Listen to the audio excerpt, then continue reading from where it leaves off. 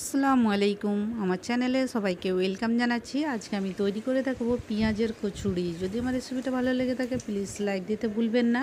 তাহলে চলুন কিভাবে বানিয়ে ফেলি ঝটপট পেঁয়াজের কচুরি।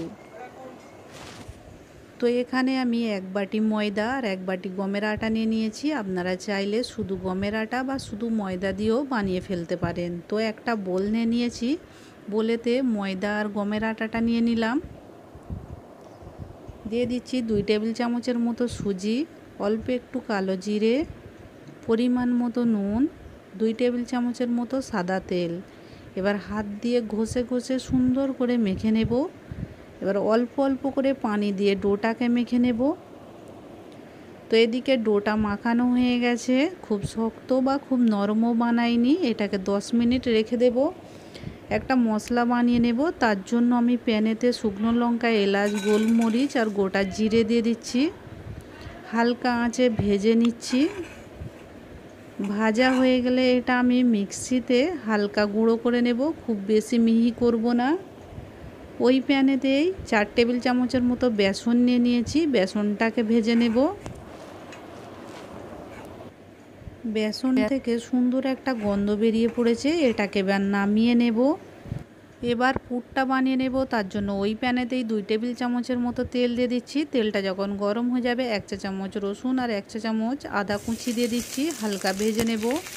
পেঁয়াজের কচুরি বানাবো তাই বেশি করে পেঁয়াজ দিলাম, এটা চপারে চপ করে নিয়েছি। পেঁয়াজটাকে ভেজে নেব। তো এখানে দিয়ে দিচ্ছি পরিমাণ মতো নুন, অল্প একটু হলুদ গুঁড়ো, যেই মশলাটা ভেজে রেখেছিলাম সেটা 2 চামচ দিয়ে দিচ্ছি। দিয়ে পেঁয়াজের সঙ্গে মশলাটাকে ভালো করে ভেজে নেব। ভাজা হয়ে যাবে যখন ভেজে রাখা বেসনটাকে দিয়ে দেব। বেসনটাকে পেঁয়াজের সঙ্গে আরেকটু ভালো করে মিক্স করে নেব। তৈরি হয়ে গেছে, এটাকে এবার বন্ধ করে রেখে দেব। 10 মিনিট হয়ে গেছে।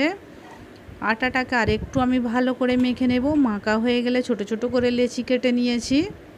হাত দিয়ে একটু গোল করে নিচ্ছি, নিয়ে একটা বাটির আকার দিয়ে দেব। দিয়ে পছন্দ মতো পুর দিয়ে মুখটাকে মুড়ে দেব। মুখটা মোড়া হয়ে গেলে একটু চ্যাপটা করে দিলেই ব্যাস রেডি। এইভাবেই সমস্ত কচুরিগুলোকে বানিয়ে নেব। আগে থেকে তেল গরম করতে দিয়ে দিয়েছি, তেলেতে একটা একটা করে কচুরিগুলো দিয়ে এবার লো আঁচে উল্টে পাল্টে লাল লাল করে সুন্দর করে ভেজে নেব। তো এদিকে কচুরিগুলো ভাজা হয়ে গেছে, এবার তুলে নিচ্ছি। ব্যাস তৈরি হয়ে গেল সমস্ত পেঁয়াজের কচুরি। যদি ভালো লেগে থাকে লাইক, শেয়ার, কমেন্ট করতে ভুলবেন না। প্লিজ আমার চ্যানেলটিকে সাবস্ক্রাইব করবেন। সবাই ভালো থাকবেন। আবার হাজির হয়ে যাব অন্য কোনো দিন অন্য কোনো রেসিপি নিয়ে। ধন্যবাদ।